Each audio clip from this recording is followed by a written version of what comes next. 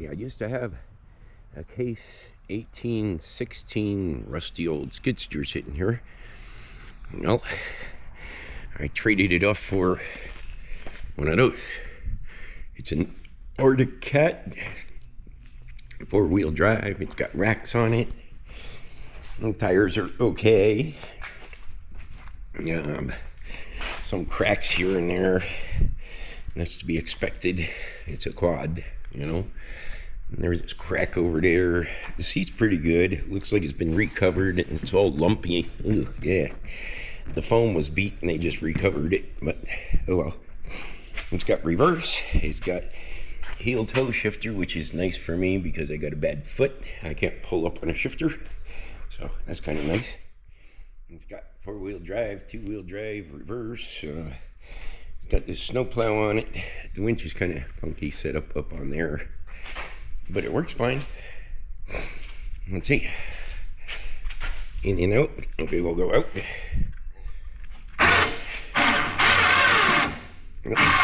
So that goes back there. Not bad. Oops, I left the key on. Neutral light works. None of the other lights work, just neutral. So at least I know it's in neutral. But I traded my skid steer for it. One of my old ones. I still got my decent one over here. So it's alright. One problem, it doesn't start by electric start. And the pull starter's weird. They put this pull starter under the seat in there. That's a heck of a place for it. But it's got the original toolkit. I like that. It's got a toolkit. And once you do start it, it runs okay. It stalled on me a couple times. I'll turn up the idle a little bit. But it's a real pain in the neck to start. It's got lots of compression. And like I said, the pull starter's under there.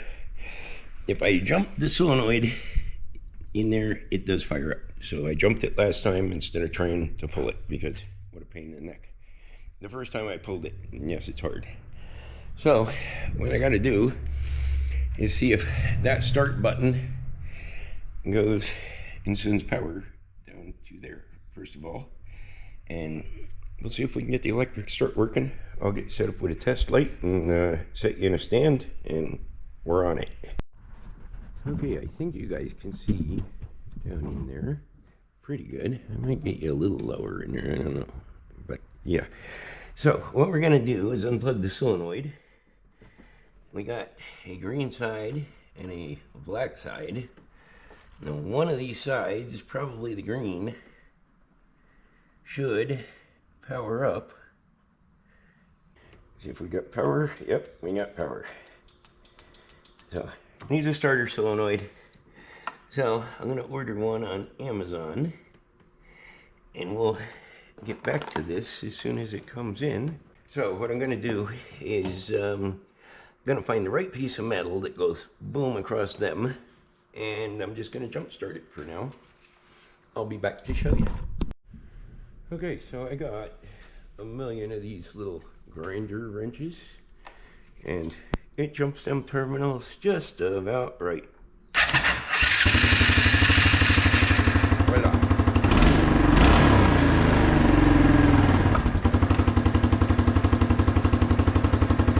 Not bad.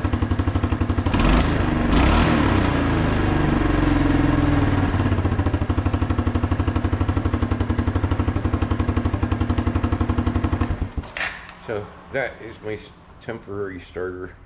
It works perfect and it fits in my pocket fine and makes me happy. I don't have to try to pull this thing with a million tons of compression.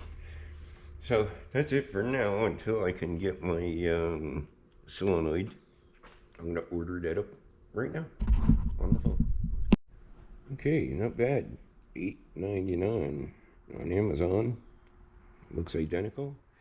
There's a bunch of different ones you can find, but none of them look like that one. The other ones have like 4 wires and all that.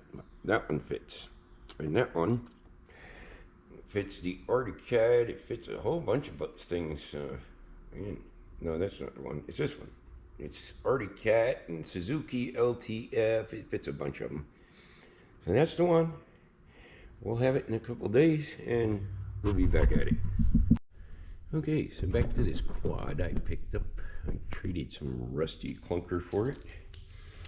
As far as I see so far, I got one CV joint that's a little whooped. The rubber's a little messed up on it. And then I found out this solenoid is bad, so we're not doing so bad so far. So this is where the solenoid is. It's kind of weird. They put the screws in through the outside. We put the solenoid in from the outside. So you gotta take this side panel off.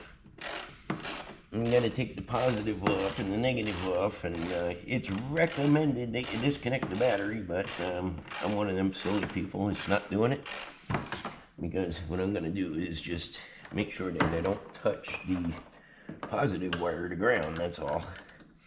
That would be a silly thing to do. So, I'll show you which one it is in a second here. It is the one that goes towards the back of the quad that is positive. Oh boy. That one's a little rough. It's hitting the wire to the ground wire on the coil. But we're getting there. Okay, so now before I get them screws out, I'll unplug this, which is the one to the switch up on the dash, or up on the handlebar. Then I'll disconnect this positive one, but like I said, make sure it does not hit anything that can ground it. So look, right in the middle. Then I'll disconnect this one that goes down to the starter. And I'm hoping this is just a solenoid, because sometimes it can be your neutral safety switch. But in this case, I did a little testing in my last piece of this video, and it seemed like the solenoid, because I hit power right to it, to the small terminal directly, and nothing happened. So I believe it was just a solenoid. So we're going to find out in a few minutes. But like I said, it could be a switch if you replace the solenoid. That's why they got two poles on the solenoid. This one pole goes back to the safety devices, and the other one comes from the handlebar down, so you can hit the button and start the engine, of course. So we're almost done mounting here.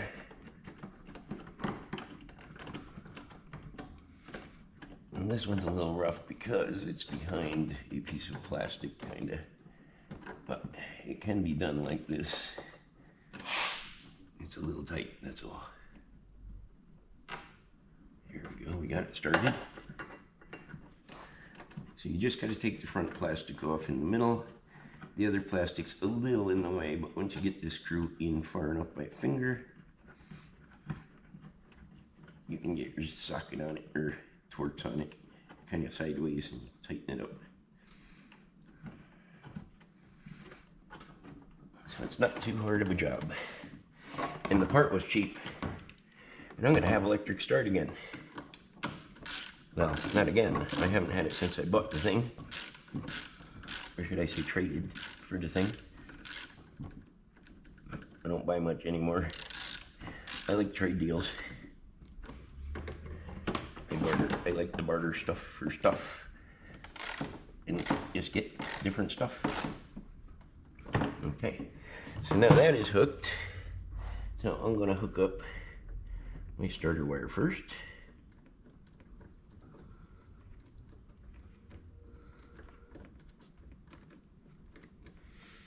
And then I'll hook up the positive wire.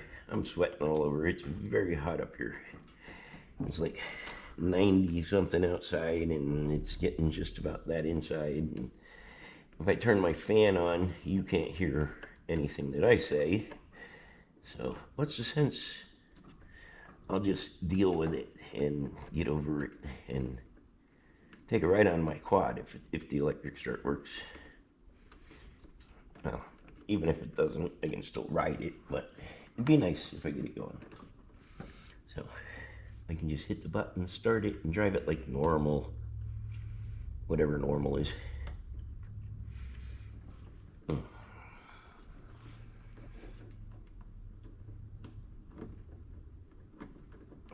Yeah, this thing's very hard to pull start though. But there is a decompression on the engine that makes it pull easier, but then it doesn't like to start good because you're letting the compression out. It's kind of weird.